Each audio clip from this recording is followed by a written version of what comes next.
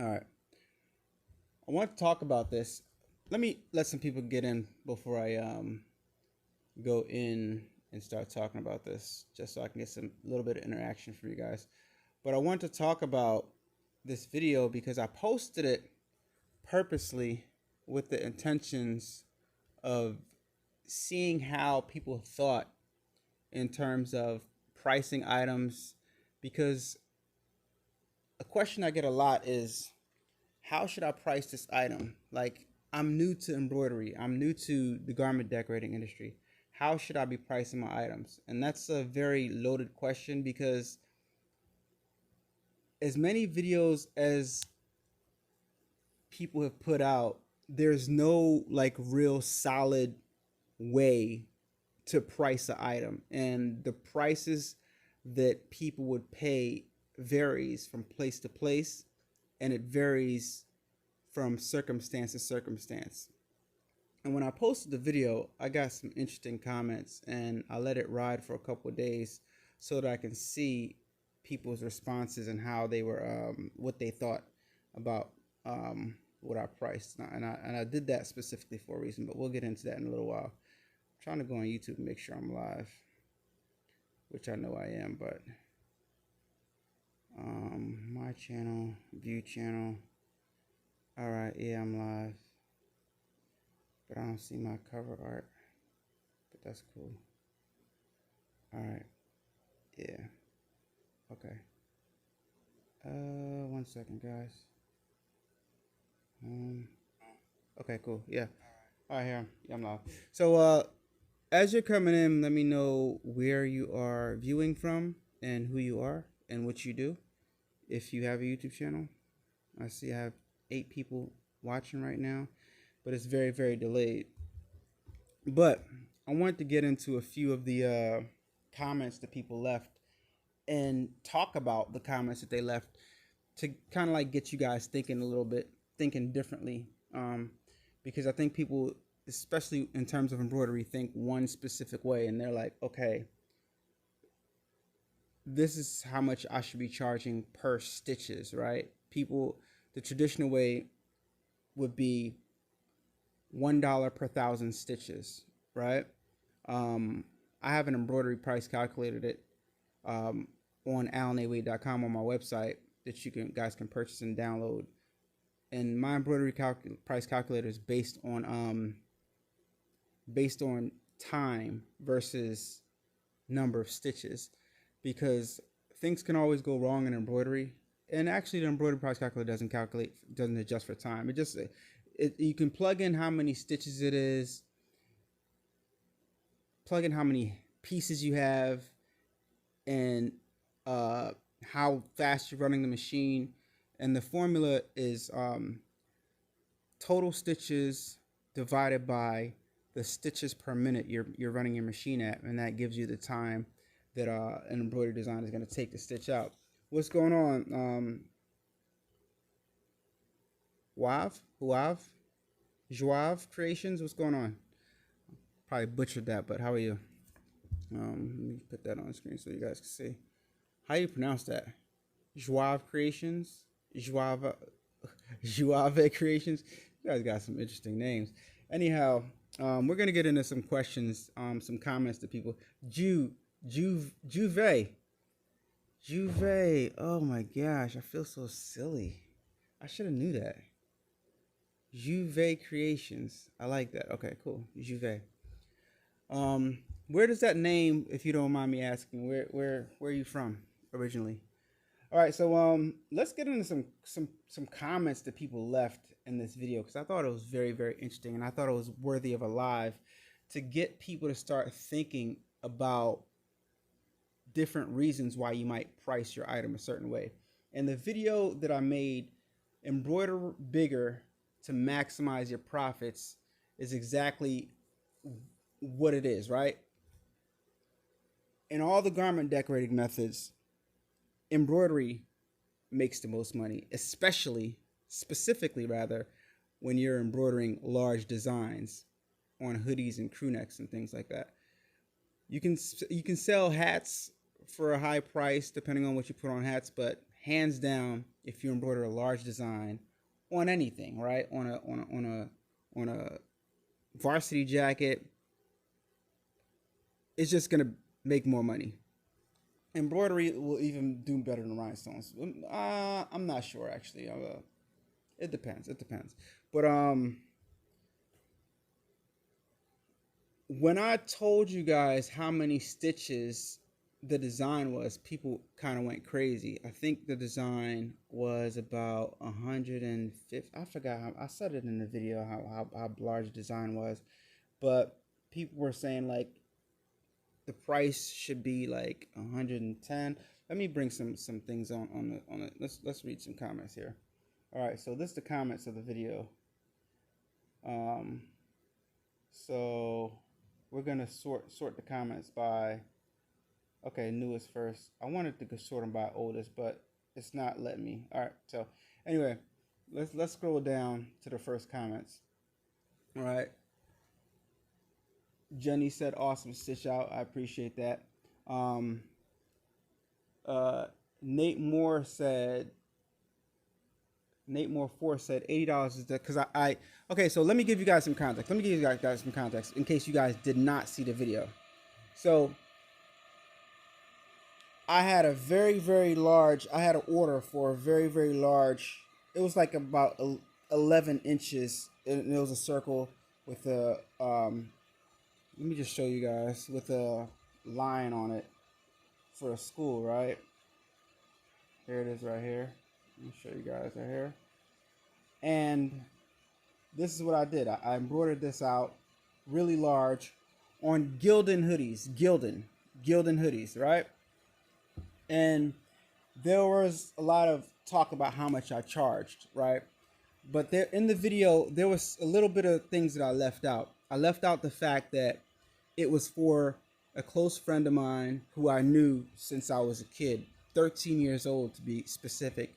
We worked our very first job together, and now he's the dean of a school, and shouts out to him. He's the dean of a school, and he approached me to do some things, and this being one of them. So I didn't want to like beat him over the head because he's the dean of a school. So what you want to take into consideration is you don't want to beat somebody over the head, but at the same time, you don't want to price yourself out to the point where it's not worth your time. And I think, and the most important thing is, there's a difference. What people don't understand is there's a difference between how much something is worth, right? So you can say, oh my gosh, it took me 3 to 4 hours to embroider this out, right? That's a lot of time. And so it should be worth this, right? It should be worth this high amount because it took 4 hours to embroider. It took 3 hours to embroider. It should be worth a high price. It should be worth $180, $160. But there's a difference between what something is worth versus what the average person is actually willing to pay, right? So I want you guys to start thinking about this, right? Because I think in the industry, what happens is a lot of people price themselves out because there's this my price is my price mentality. But yeah, your price is your price, and you know you love what you do, you're passionate about what you do, you know your worth and stuff like that. But that can often get in the way of you making any money at all. So some people have equipment and they won't make any money because they're saying, okay, well, this is, and they're calculating like $1 per 1,000 stitches. Well, guess what? If my design is 180,000 stitches, who is going to pay $180 for this design right here embroidered on a Gildan hoodie? You get what I'm saying? Who's going to pay $180 for that? Nobody. Because so that's what I mean by there's a difference between what something is worth and what you can actually sell it for, what people are actually willing to pay, right? So it's like it comes to a point where you have to say, okay, do I want to make any money? Or do I want my machine? Do I just prefer for my machine to sit there, and do I just walk away from this potential sale? Or do I try to? And Jose Perez says $100. Okay, that's valid too. But my thing is, sometimes people perceive some things different ways. So you have to be really, really strategic in pricing. Is the average person willing to drop $100? Yes, but in some cases, no. And I think my item was priced just right for what I was doing and for the time it took me to do it. And I'll tell you why. In the video, I talked about the benefits of having multiple heads. And I'm real curious to some of the people that commented and how many embroidery heads that they have, because I'm willing to bet there's some people that said, hey, you should have charged this, you should have charged that. I wish they would have, put down how many embroidery heads that they had, because see, initially I had 6 hoodies to do. I had 6 hoodies to do initially. So in my mind, I'm like, I got 6 hoodies. I know that this design is going to take about 3 hours, give or take, to embroider. But I also got 6 heads, right? So somebody with 1 or 2 heads is very, very different from me with 6 heads. So that's also something that you have to consider when you're pricing an item, because what might take you a day or 2 to produce, or even 3 to produce if you have 1 head, right, which some people do, what you value your time at versus what somebody is actually going to pay you is 2 totally different things. If it takes you 3 to 4 days to embroider it, and you're like, oh my gosh, took 4 days for me to make these 6 hoodies, I got to charge somebody $200. Nobody's going to buy that, right? But if you want to create a relationship, if you want to actually sell products, if you want to actually get the person or that group to potentially buy more, you got to give it a little bit of thought. You know what I mean? So in this instance, the very next day I got more orders for this hoodie. I'm not saying that anybody's wrong and I'm right, because there is no right or wrong price, right? That's what I want people to understand. There's no right or wrong price. It's all about how much is somebody willing to pay. And look, Jose says we have the 2003 8S and the Tajima 6 head. So there you go. You got a 6 head and you got a 2003 8S. So you got 6, 7, 8, 9. You got 9 heads. Wait, 2003 8S. Yeah, that's a 3 head, right? Jose, that's a 3 head. 3 head Ricoma and a 6 head Tajima. So you got a lot of heads. So you can understand what I'm saying. But you said you would still charge $100 per hoodie. And there's nothing wrong with that. You know why? Because Jose, I'm quite sure you know that specific price and what people are specific, what people are willing to pay in your community. But let me ask you a question, Jose. If it was a close friend that you knew from childhood, and do you give certain people breaks? Let me just ask you that question. Do you give certain people breaks? I know the answer to this question because everybody gives certain people breaks, right? Everybody gives certain people breaks. And also, another thing to consider, another variable to consider is your situation. Are you new? Do you have experience versus having experience? So if you have a lot of experience and you know your product's going to be great, you can charge somebody a little bit more than somebody that is significantly inexperienced or somebody just starting off, because the final product is not going to look as good as somebody with a lot of experience. So it's like all of us get jumbled up into one block of people, right? And you got people that are new and people that have, you know, many years of experience, and people that are new are saying, okay, asking people with experience, you know, how much should I charge for this? But in reality, you can't charge what I charge because you don't know how to tension your machine properly. So yours is going to come out totally different than mine. You know what I mean? You don't know what to listen out for your machine to tell if, you know, is that my machine just stopped? Is that a bobbin change or is something wrong? You don't know that. What's up, Rob Beats? You don't know that if you start getting loops, you don't know to check your thread path, or you don't know what causes what. You don't know what knob to turn. So it's like you can't charge what I charge. You can't charge what a more experienced person charges, right? You can try to, but the product might not be the same. It's not the same case for everybody. So there's so many different variables. But let's get into some of these questions. I mean, some of these responses that people left in the video, because I thought it was really interesting. All right, so I just want to start from the bottom. Okay, so this comment right here, $80 is definitely a steal. I'm still kind of new to it. See what I'm saying? $80 is a steal, but I'm new, right?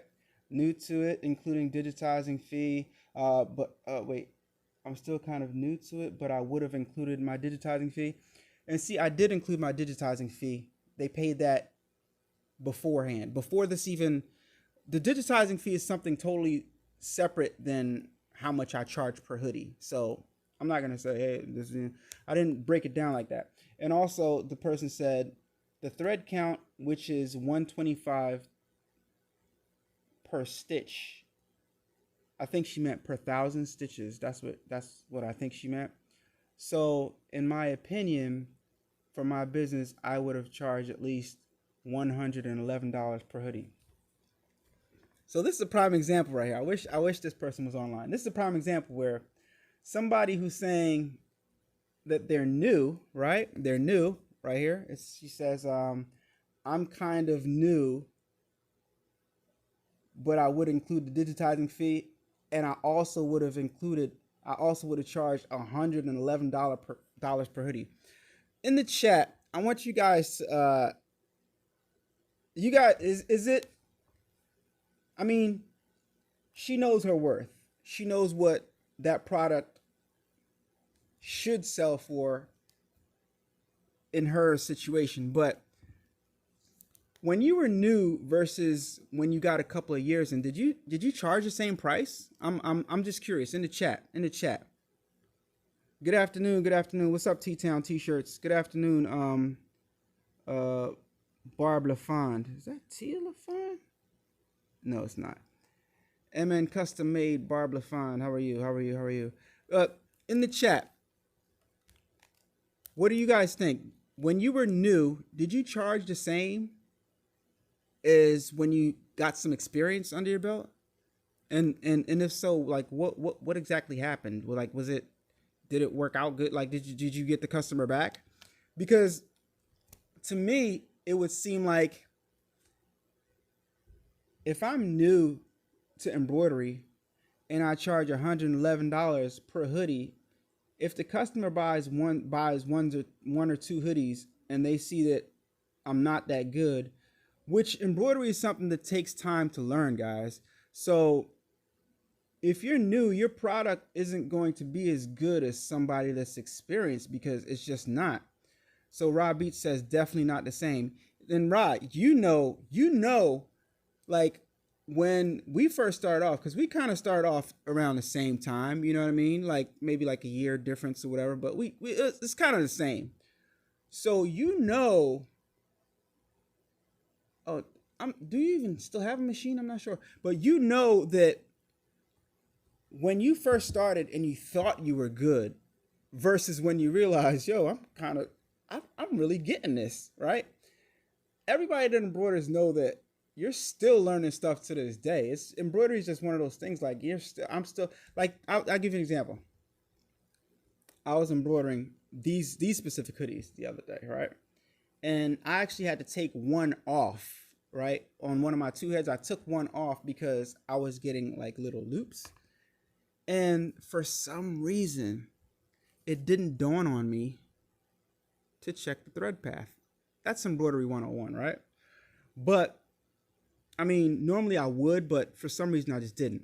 So I took the hoodie off and I turned that head off and I embroidered just the other one that was on the other side of the two head, right? I went home that night, in bed sleeping. While I was sleeping, I woke up out of my sleep and realized, oh, that's why I'm getting loops, because it was something that had happened to me before, and I remembered that if your thread, right, is out of one of those little symbols,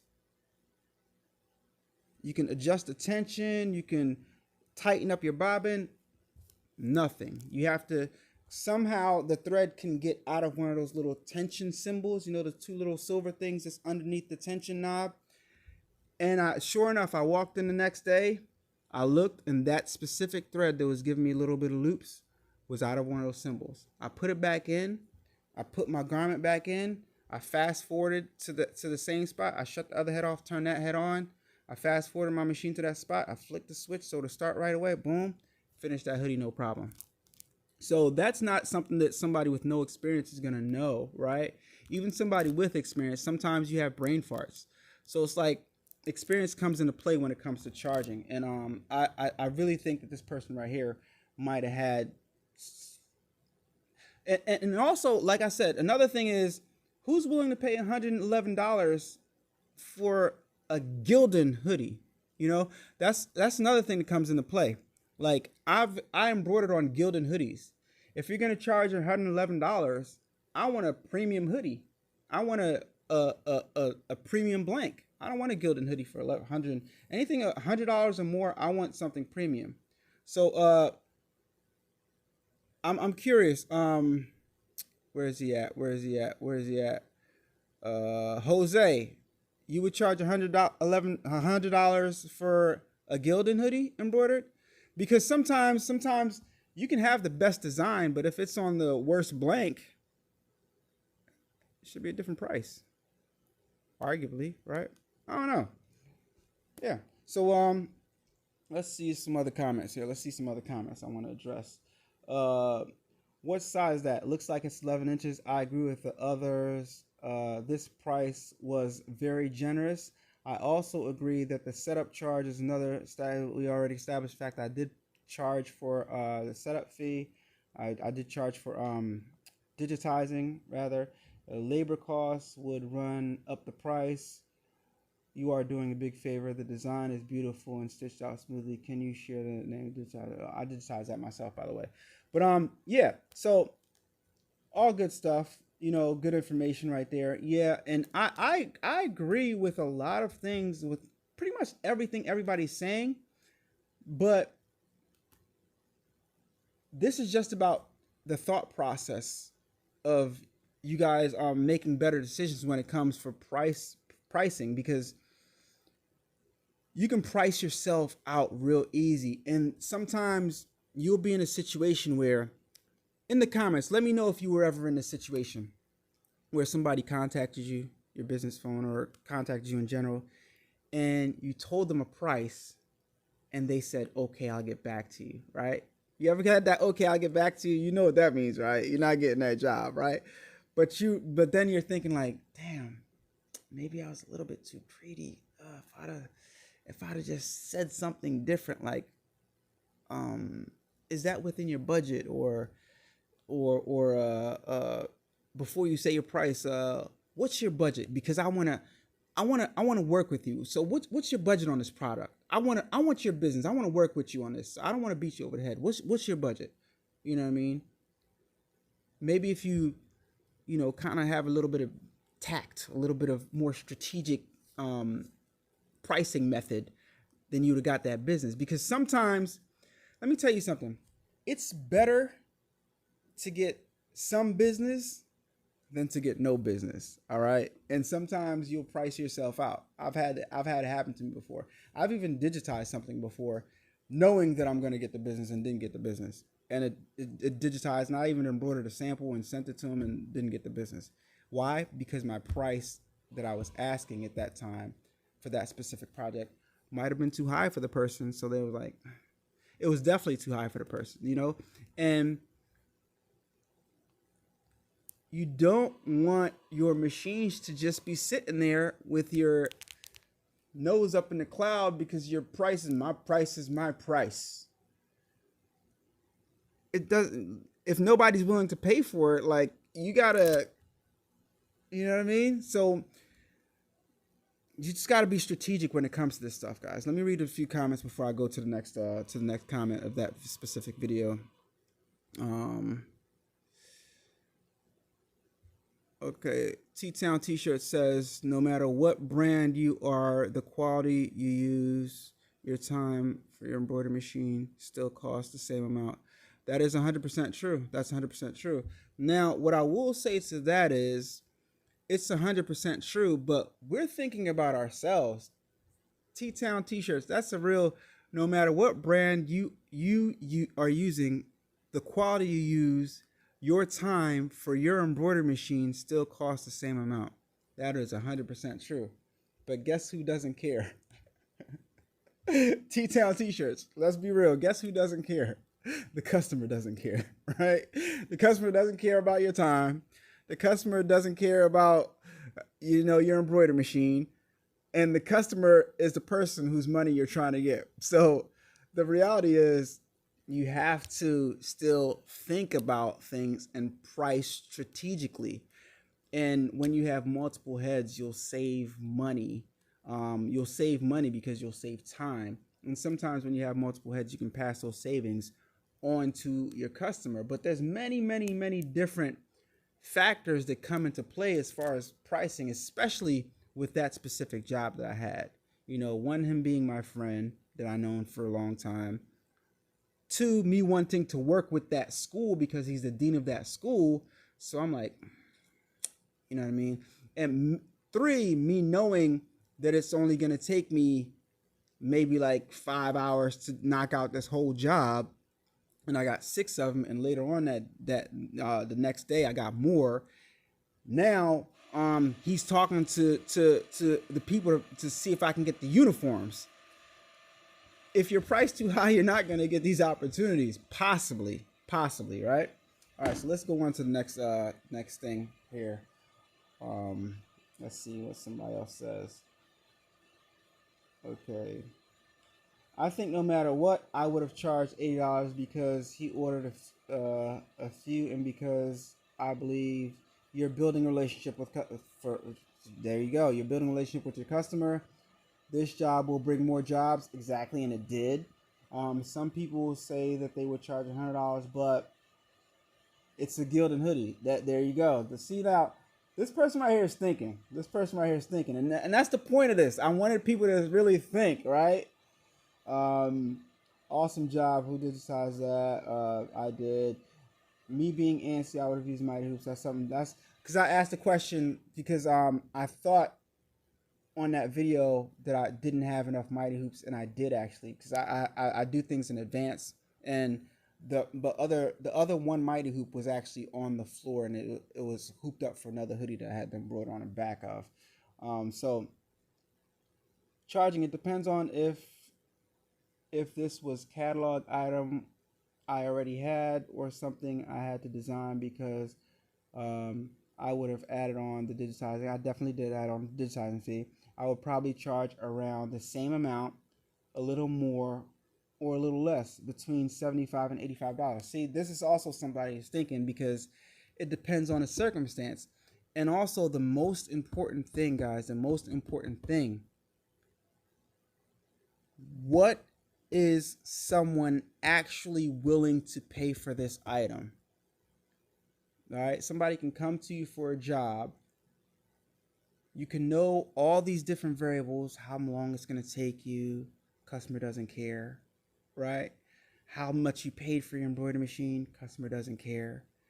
What your embroidery machine note is, if you have one, customer doesn't care. All these things customer doesn't care about. The customer just cares about a nice final project. You have to take into the consideration the stuff on your end. And at the end, before you say that price, as a matter of fact, after that price pops up in your head, you have to then ask yourself, is my customer willing to pay that price? And it varies from situation to situation, right? It depends on if it's a big business who has a budget that they have to burn off this money before the quarter's up, charge them up. If it's a small church, ain't no small church members paying $111, right? So it's so many different variables when it comes to pricing. So, look, this person said, your price is too low for that many stitches. You went very cheap just to get the sale. You went very cheap just to get the sell order. Now, this is somebody assuming something, and that was very, very you can't tell somebody that you don't know that they went cheap just to get the sale, right? And I don't think my price was cheap, to be honest. I think my price was fair compared to taking into consideration, like I said, how long it was going to take me because I have multiple heads, right? And considering that the fact the person was paying and that much for a Gildan hoodie, right? It cost me between 12 and $14. The sizes varied, but I think the price was very, very fair. I think I made it good. You know what I mean? Could have made more possibly, but when something goes from $80 to $100, $100 is something that's gonna get somebody to think twice when they look at that design, right? When you look at this design, $100 might make somebody think twice, right? $80, they're gonna look at it and they're gonna say, okay, I can't get this anywhere for $80. Look at that. I can't get this anywhere for $80. I'll go for that. Let's all look at this right here and think as a customer. And as a customer, I'm not gonna lie, I think I would go as far as $110 for this hoodie right here. On a Gildan. I think I would pay as much as $110. But that also depends on your mentality, and if you have it. Some people might not have it like that. Some people might, they might be on a budget. They might be on, have a certain type of income. And I know for a fact that people that work in schools don't make a large amount of money, right? So it's like, you got to take that into consideration too. Who's the audience? Who's the people that you're selling to? All right, so let me read some comments real fast on what you guys are saying.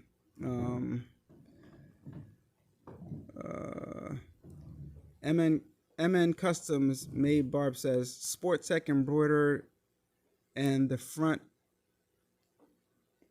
I easily get $80 to $90. Amazing, and that's good, And is it a large design? You said you agree with Tim. What did Tim say? Oh, Tim, T-Town t-shirts. Yeah. I mean, that is true. All the stuff that you guys are saying are 100% valid. It's true. Like, you know what I mean? Like, I can't argue with you on any of these points, and I don't want to, because everybody, and that's the point of this. This is all valid information that we should take into consideration when thinking about our prices. All right. Then I'd be okay with that. Your worth. I don't budge for in my tent business, so t-shirt size I don't do either. Yeah, tinting is different. I think a business like tinting is different because a car window is a definite thing, right? You got different, you can charge this amount for SUVs and this amount for a back window for a car, right? And that's a thing, right? It's just one thing. Embroidery is, I understand why you would say you don't change for embroidery either, but embroidery is different. I think it's different because there's too many different variables, like the quality of the blank, right? The size of the design, how many stitches, how dense it is. There's so many different variables that, like, but I get that you don't budge on your price, and if that works for you, there's nothing wrong with that, right? But in certain areas, you might have to be more strategic to get the business. That's all I'm saying, you know. So I have a different perspective when it comes to embroidery. If you can't pay my price, then check other places. In most instances, they circle back around. I agree with you. I agree with you on that too. You know, I agree with you to the extent of I'm only gonna go but so low. I have a, I'm only gonna go but so low as far as embroidery is concerned, because embroidery, you have to maintain the worth of embroidery. Embroidery by far is the most, next to chenille, but chenille is embroidery, right? You have to maintain the integrity of the value of embroidery. So it's not even worth turning your machine on for a dollar amount less than X, Y, or Z, right? You determine whatever that is. All right. So I agree with you on that. But yeah, I do, it depends on the customer. It depends on the customer, Barb, you can answer these. Thea says, hey from Palmdale, California. Sorry, so late to the party. It's all good. Rye can be a rebel. Design wasn't as many stitches as yours. Okay. And you got more. That's cool. So I'm sorry, but can you put up a Excel spreadsheet calculator?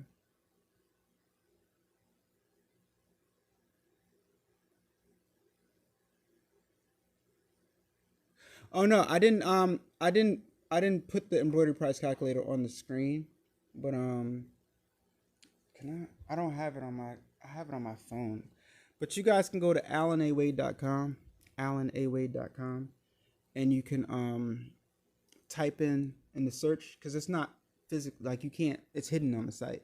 If you go to alanawade.com and type in embroidery price calculator in the search bar, it'll come up, and you guys can buy it either for Android or for iPhone, and download it, and it'll open up in Apple Numbers on your iPhone, or Google Sheets, I think, on your Google, and all the formulas and stuff are plugged in. It's only $2 on my website, so it's a cool tool to give you an idea, just an idea of how much you should be charging, or and you can plug in and change some numbers according to how much you want to pay yourself per hour and things like that, how fast you're running your machine, how many garments you have, how many heads you have, all that comes into account with that specific embroidery price calculator.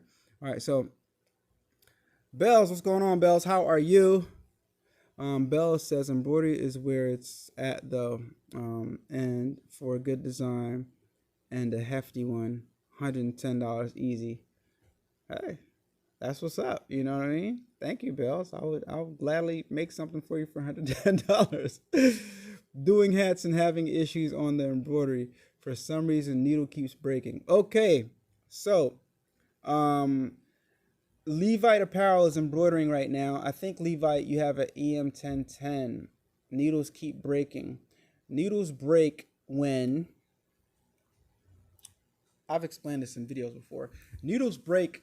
A needle can only break if the needle doesn't pass through the hole. Let me repeat that. A needle can only break if the needle, well, I won't say only, but 98% of the time, the needle is breaking because it can't pass through the hole of the plate, right? Meaning, so there's two variables. The thread can get caught up top, like the thread can go underneath the spool, and it'll pull on the needle, and the needle will go ever so slightly to the side, and it'll hit the plate, and that'll break the needle because the needle's not passing through that metal plate, right? So in your case, you're embroidering hats on the EM1010. So the space between when the presser foot comes down, it holds the garment in place. The needle penetrates the garment, grabs the thread, and comes back up. Then the presser foot releases. It happens real fast.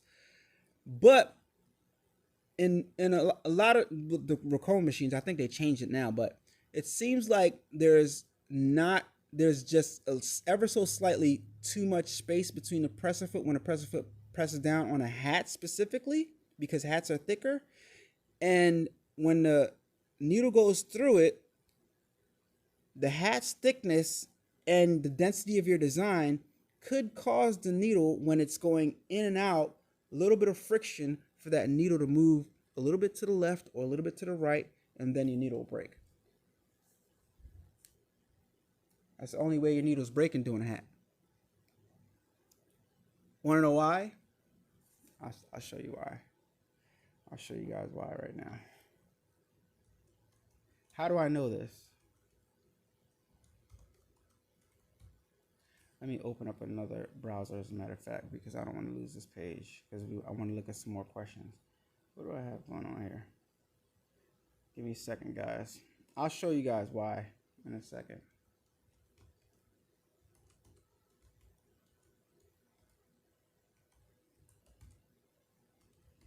Some of you guys saw this already. All right. Let's go back to 2-3 years ago. 2-3 years ago, A-Dubb. Need a UGC video for your business? Find me and many other skilled creators on Fiverr. Or you could grab a off. All right. Skip that ad. All right. Here I am. Let me just adjust it again. Put on other. I am doing this. I hope I don't break my machine. How about that? And bring this up a little bit more so it can be nice and loosey-goosey. And let me just line it up where I want it to be. It has to be about right here. A little bit. Stitches per minute.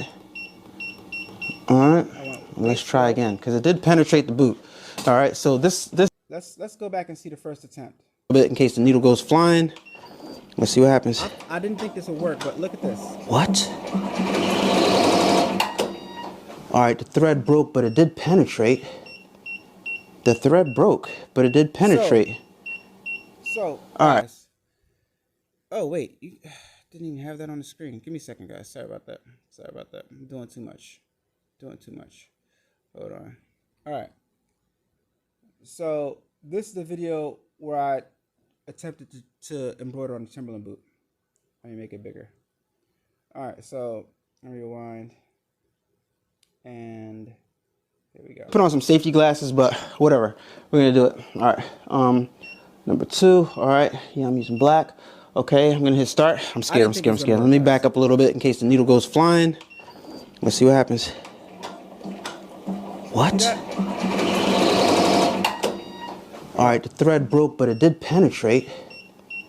The thread broke, but it did penetrate. So I'm showing you guys this because if a needle can pass through a Timberland boot, it can definitely pass through the thickest hat, right? There's no hat that's going to be thicker than a Timberland boot, right? The work boot. All right, give me a second. Let me mute this audio real fast. There's no thread that's going to be thicker than a Timberland boot. Let me wait to skip this. Skip this ad. Not even gonna show it. Not yet. Demonetized. All right. So here's some more action right here, and I want you guys to see me continue on with this real fast. Again, I'm gonna decrease the the tension on the top thread, and we're gonna try it one more time. We're gonna try again. All right, guys, I decreased the tension on the top thread just so it can pull less, so the thread could possibly not break. And I'm gonna press start again. Let's see what happens. Wait a minute. I'll flick the switch. Here we go. So it starts right away. And it is embroidering. Let me slow it down a little bit more. We're at 550 stitches per minute. All right, guys. So, now that we've determined it's doing it, that the thickest hat cannot break a needle. Like I said, the thread, guys, the needle can only break if it taps on the plate. And what will cause it to tap on a plate? If the thread got snagged somehow, pull the needle to the right, pull the needle to the left and it hits the plate. Or if your presser foot isn't low enough and there's an ever so slight gap between that hat and the plate, that hat, and it's, you can tell if you hear flap, flap, flap, flap. If you're ever embroidering a hat and you hear it going flap, flap, flap, flap, flap, you have too much space between the presser foot and the plate.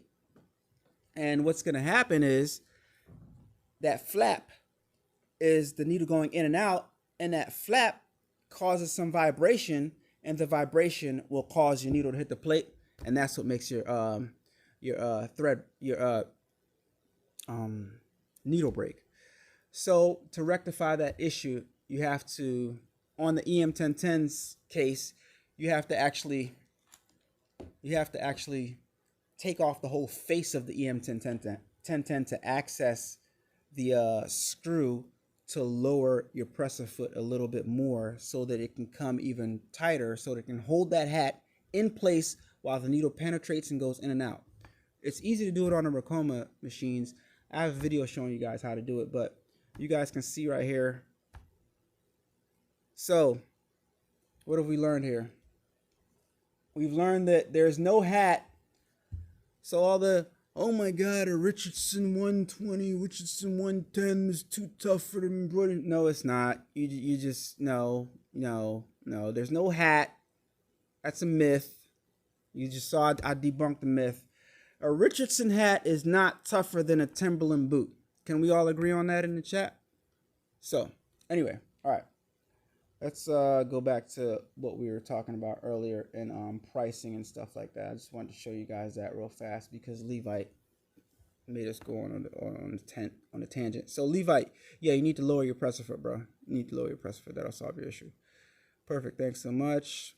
Is there a 4-color embroidery machine that makes digital designs and costs around $500? Not that I know of. No, I have no idea. Not that I know of, Diego. Diego asked this question right here, guys. All right, so let's move on to the next question that somebody asked on this specific video right here, or comment that they left, rather. Charging, it depends on the machine. Okay, so we already there. Your price is too low. That many stitches, you went very cheap. Well, we read that already. This person right here says, I'm charging $120 for Sherpa hoodies. Okay, I want to know where they got Sherpa hoodies from, but they didn't let me know, because I like those Sherpa hoodies with the lining on the inside and lining in the fur and the hood. So if you guys know where to get those from, let me know in the chat. Which Ricoma would you recommend for beginners? I think you can make okay, T-Town t-shirts. This is where you went nuts. I'd probably have to be at $150 for that design alone. I would have probably tried to turn some things. And I didn't, you just left this. I didn't see this comment. This is new. I probably would have left some things in the design. Applique. Yeah, but you can only do applique if the customer says you can do applique. And I agree with you. I was thinking about doing applique on the white and on the blue. That would have saved me a whole bunch of time, right? But the customer wanted full embroidery, right? So, customer wants full embroidery, customer gets full embroidery. And applique, I could have probably charged the same amount for applique, right? So it's a look, right? So people sometimes will pay the same amount for applique. So yeah, I do that sometimes. I got plenty of applique hoodies over here. But yeah, so all different things to get you guys to think about when it comes to stitching. That would have been.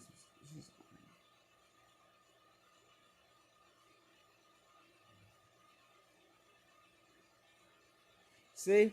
Yeah. T-Town t-shirts understood that. Yeah, I said it was a childhood friend. But I did, at the end of the day, guys, it's all about making some money versus potentially making no money, right? So this is all to get you guys to start thinking, start really like get those gears turning, and pricing an item just right for every customer is an art form. You're gonna get no's. Like you're never gonna get it perfect. You're never gonna get it right. right? It's because somebody's gonna have a price in their head, what they think it should be and what they're willing to pay. Most of all, it's about what they're willing to pay, and you're gonna get no's. You're never gonna get this right, like nail it on the head every single time. So you just gotta think, and every circumstance is different, and every person's circumstance is different. You might be desperate for business, you know. You might not be you might be swamped, and when you're swamped, you're like, okay, let me tell this person this price so they can get out of my face.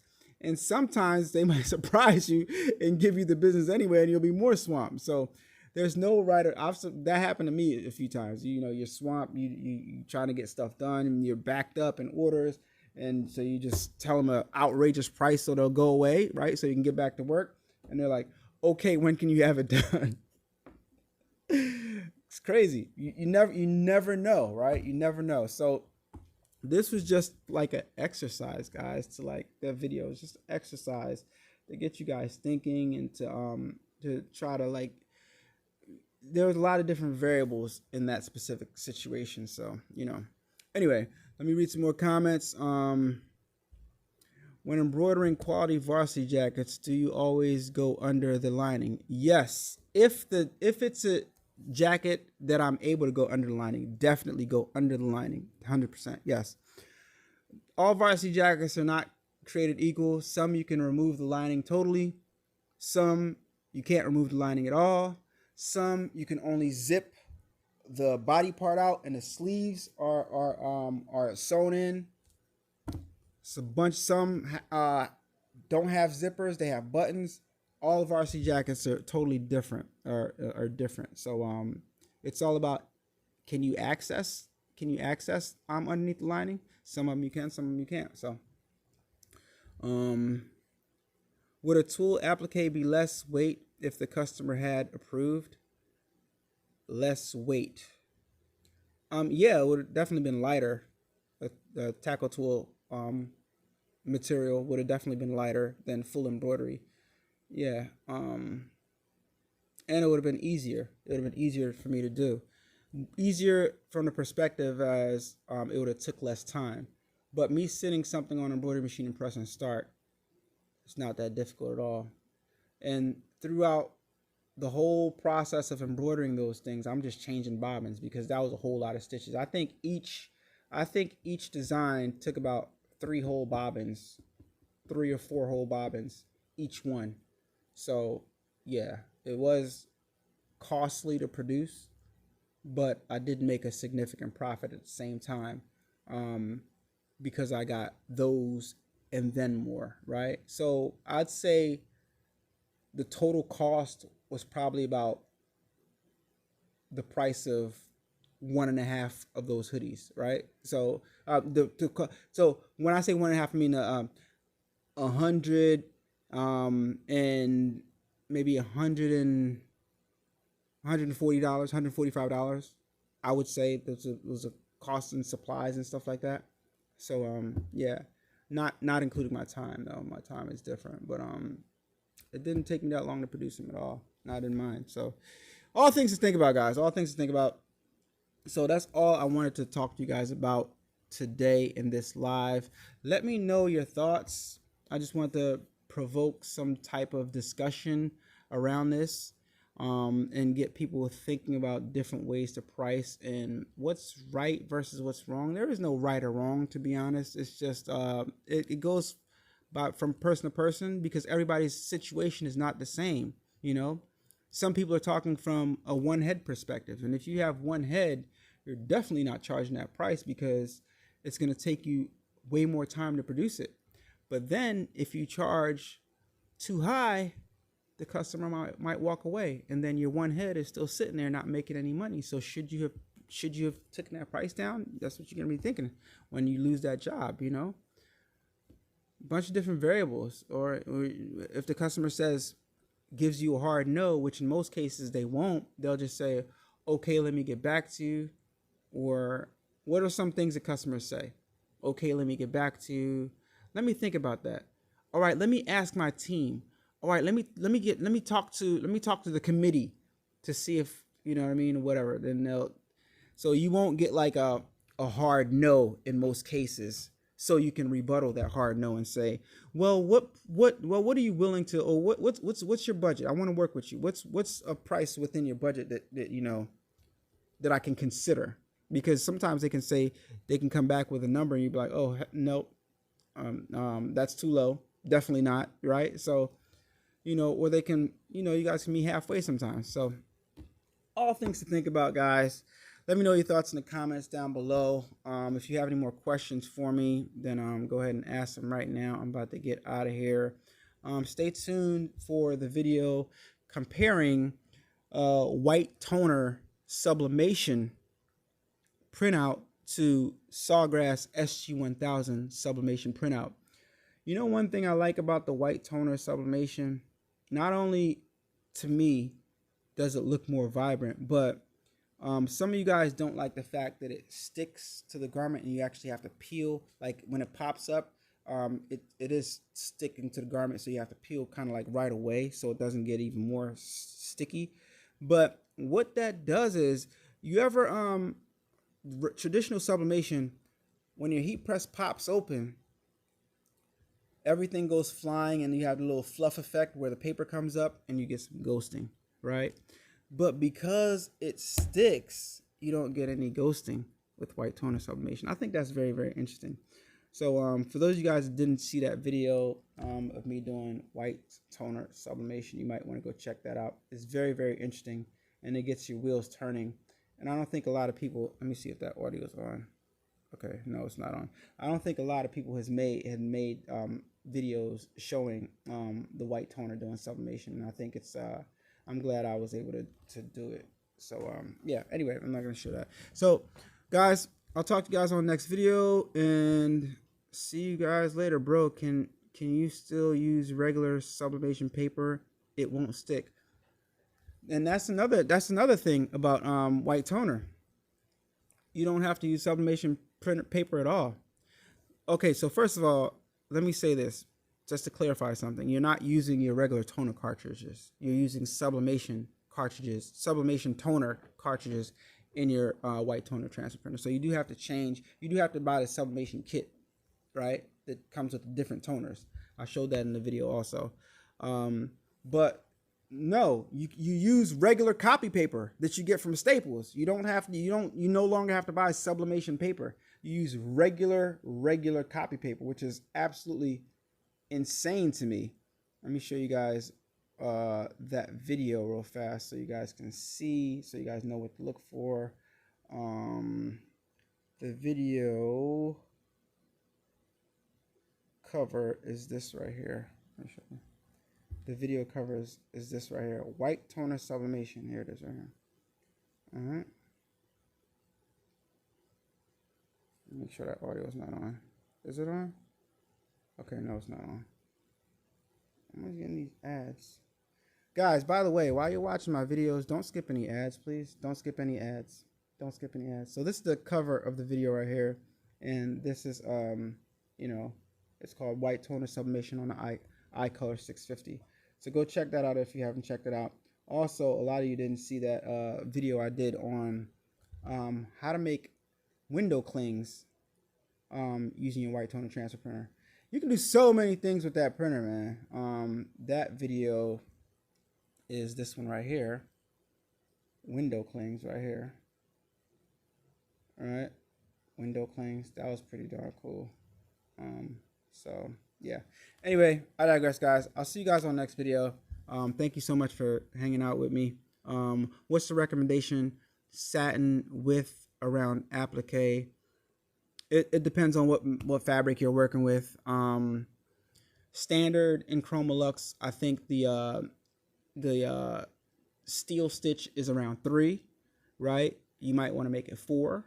If you make it too thick, you're gonna have to do a split satin stitch. A split satin. There's a split feature where you can go boop boop and kind of like put a little, and it looks pretty good. I did it on where's my varsity thing? It's normally sitting right here. It's a split satin. No, I don't have it right here. Anyway, it's a split satin stitch, but I'd say it depends on the material. If you're using like a felt material or something that's fluffy and fuzzy, first of all, increase the density so that the fuzz doesn't poke through your satin stitch. And also, if you can't cut that close for whatever reason, and the fuzzy stuff is hard to cut close because the fuzz kind of like goes off to the side, you might want to make it a little bit thicker, like a 4 or something like that, depending on the software you're working in. But I think standard is 3, and that works for me in Chroma Lux. So I just keep it on 3 as far as density is concerned. Yeah. So if it's like a cotton material, you got to take into consideration that when you cut cotton, it does fray depending on the cotton, right? Sometimes it doesn't. If you cut with a cutting wheel, it won't fray, but you know, it's many different variables. So yeah. All right, guys. Saw your video on the clean short you did. I'm not even sure what video you're talking about. I have the clean short. I'm not sure what that is. I'm not sure. I got over 1,000 videos. I got over, it's how many videos do I have on my channel? Let me see right fast. Let me see how many videos. Oh my, over 1,000 videos, bro. I got 2,300 videos on this channel. I thought I had like 1,300 or something. I got 2,300 videos on this channel. So yeah, I've done quite a few applique videos. Greatness in the making. But thank you. I appreciate you watching that video. And guys, while you're watching the videos, please do not skip any ads. Let the ads play, because that's how I get compensated for creating the content for you guys. And one thing I want to talk about real fast, I'm going to make a whole video about this, but some of y'all are hypocrites, because some of y'all will get on here and y'all say, oh my gosh, you're just doing this so you can make some money, or you're just doing this so you can I don't know. People are weird, right? But people will want to consume the content. They'll want to get the information. But if I say something like, don't skip all the ads, or if I say something like, use my affiliate link if you want to buy this, they'll get mad.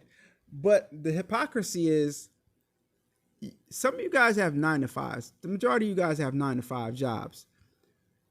So it's kind of hypocritical for you guys when I'm doing my job.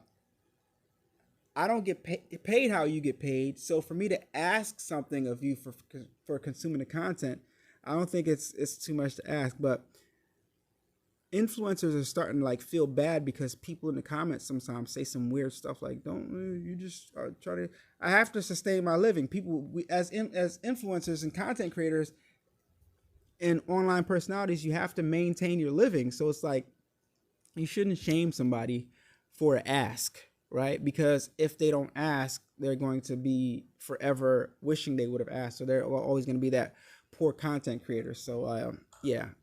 All right. So don't be a hypocrite, because you work a 9-to-5 and you're not going to go into that 9-to-5 and do it for free, are you?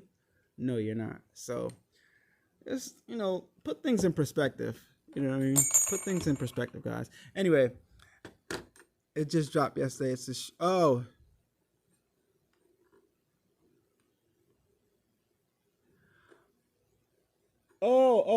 yeah. That video where I was.